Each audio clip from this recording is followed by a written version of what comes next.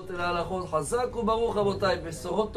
est le 20 dans le mois de Kislev, on rentre si Dieu veut dans la semaine de Hanouka.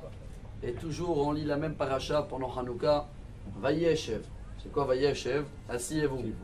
On dit asseyez-vous. Vous connaissez tous le premier Rashi. Bikesh Yaakov Avinu lishev beshalva. Miyad kafatz alav rugzo shel Yosef.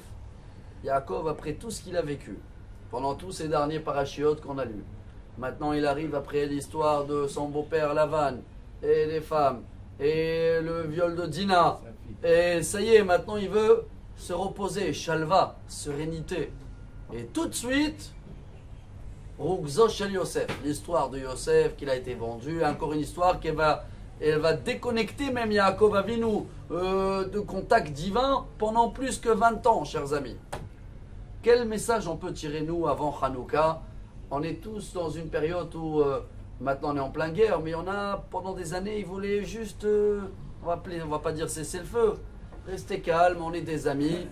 Alors peut-être le Midrash nous apprend, comme ça il dit un grand rabbin, Rav Drou, qui s'appelle, en ce moment, chacun de nous, il doit essayer de trouver dans la guerre, dans les moments où c'est pas calme, c'est là la lumière. Parce que si vous voulez, Yaakov, il voulait rester calme. Mais s'il n'y aurait pas eu l'histoire de Yosef, et bien après, quand le peuple d'Israël, ils auraient descendu en Égypte, il n'y aurait pas eu les terrains qui étaient prêts. Alors on n'aurait pas traversé l'Égypte, il n'y aurait pas eu le peuple juif. Donc en fin de compte, même si nous, des fois, on cherche le calme et on trouve la guerre, et on trouve que c'est pas calme, c'est là-bas où il y a la lumière de Hanouka. C'est dans ces moments-là où ça bouge beaucoup qu'il y a quelque chose qui se prépare. Alors, vous voulez me dire qu'on va le lire à l'envers? Ça aussi, dans la Chassidoute, le Baal Shem Tov, il lit ce Midrash à l'envers. Il dit, Yaakov Avinu, il a dit Dieu, L'Odayan ma shemetukan lahem la tzadikim la atid lavo, comme ça c'est marqué dans le Midrash. C'est vrai que les sages, chacun y travaille et il a un mérite après 120 ans. Alors, Dieu il dit quoi? Tu veux mériter même maintenant? Attends, à 120 ans, tu vas te reposer. Mais dans la Chassidoute, ils le lisent à l'envers. Il dit Dieu, 120 ans, c'est dans longtemps. Nous, on veut être calme. Nous, on veut être serein. Nous, on veut avoir du mérite même maintenant.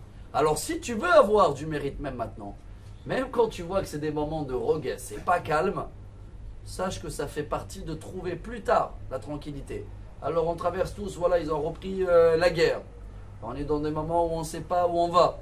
Mais comme c'est Hanouka là, à la fin de cette semaine, à nous tous d'essayer de se renforcer, de faire comme Yaakov, de comprendre que tout ce qui se passe à la fin, c'est pour le bien, même si on ne comprend pas entre des frères. Personne ne peut comprendre comment ça se fait que tous les frères veulent vendre un des frères. Alors vous allez partager des commentaires, des midrash qui disent ils croyaient qu'il était comme Ishmaël et qu'il était comme Esav. Mais ça ne répond pas comment ça se fait que des frères entre eux ils veulent se vendre. Alors on a vécu des moments très durs entre frères, nous, jusqu'à Kippour. Vous savez très très bien les images quand on allait presque se combattre sur la religion. Maintenant qu'on va vivre la même chose, que les Grecs, ils ont essayé aussi de combattre de cette manière-là, de mélanger un petit peu tout ce qui est grec. À nous d'essayer cette semaine, Vayeshev, se poser, regarder clair, où on veut y aller, c'est quoi, si Dieu veut, l'avenir que Dieu il nous prépare. Et ça ne sert à rien d'être calme là-bas et que ça reprend le feu bientôt. Il vaut mieux terminer avec le feu maintenant. Comme ça, Bezrat Hashem, à la fin de semaine, on va allumer avec ce feu-là la Hanoukia. Shavuot Tov.